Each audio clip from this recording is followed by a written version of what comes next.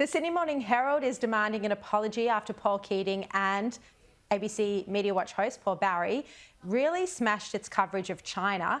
The Sydney Morning Herald editor Bevan Shields wrote an editor's letter today saying Media Watch professes to be the arbiter of good and bad reporting. It conveniently admitted that Keating had a long history of pro-China commentary. And while accusing us, and he's talking about the Herald, of warmongering, Media Watch failed to mention a two-part series published by the ABC in February titled What War with China Would Look Like for Australia.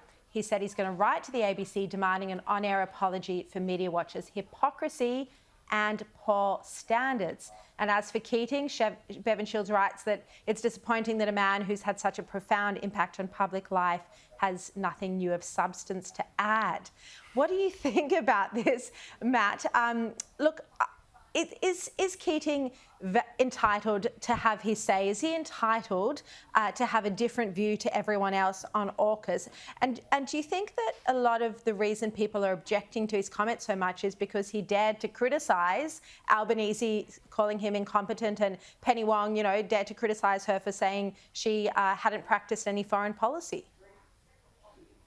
Well, on your first question, Sharri, absolutely. He absolutely has the right to dissent and tell us what he thinks. He does so colourfully, and we're not left in any confusion about what Paul Keating thinks. And I like that. I like the fact that we used to have a culture in Australia. We could speak frankly to each other. So I've got no problem with Paul's commentary. Sometimes a bit robust, but we're Australian. We should be able to cop it. Taking a leaf out of Paul's book, I think the Sydney Morning Herald sounds a bit like a bunch of crybabies. I mean, they've got a whole masthead and a whole paper they can respond to the ABC and Paul Keating. I don't know why they need an apology. Just respond to him. But it might be unfair. The criticism might be unfair of the Sydney Morning Herald, but just get on with it. Just respond to them. You don't need to sort of say sorry to each other all the time. Look, I disagree with Paul and his perspectives on these issues, but aren't we actually, the whole reason we're buying these subs and we're strengthening our alliances is to defend a free country. And in a free country, the test of freedom is being able to put up with and welcome even views that you may disagree with.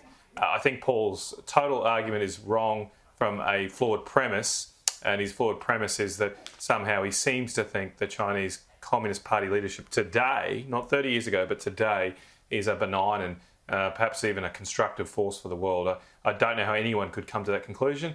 So I've got no problem with Paul putting that view there, but I totally disagree with it. And from that flawed premise flows his flawed logic then about the need for us to invest in our defences. Yeah, I think there's no question Paul Keating is a China apologist, and I pointed out many of those elements last night on the program. Jenna, should Laura Tingle, though, from the ABC have defended journalists when Keating called their questions dumb or demanded they hang their head in shame and leave the profession?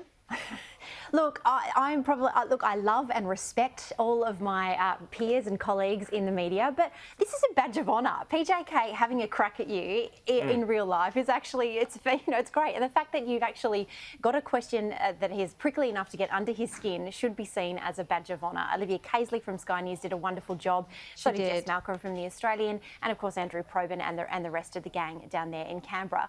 So no, I think the media fighting the media is just very boring and forgets the core premise of what we're here to do. We're not here to talk to each other, we're here to talk to the people of Australia and service and entertain and inform them. So I don't think Laura really needed to stand up and run interference there. And look, maybe she did. I think it probably would have thrown some issues with her running as the ABC board director there.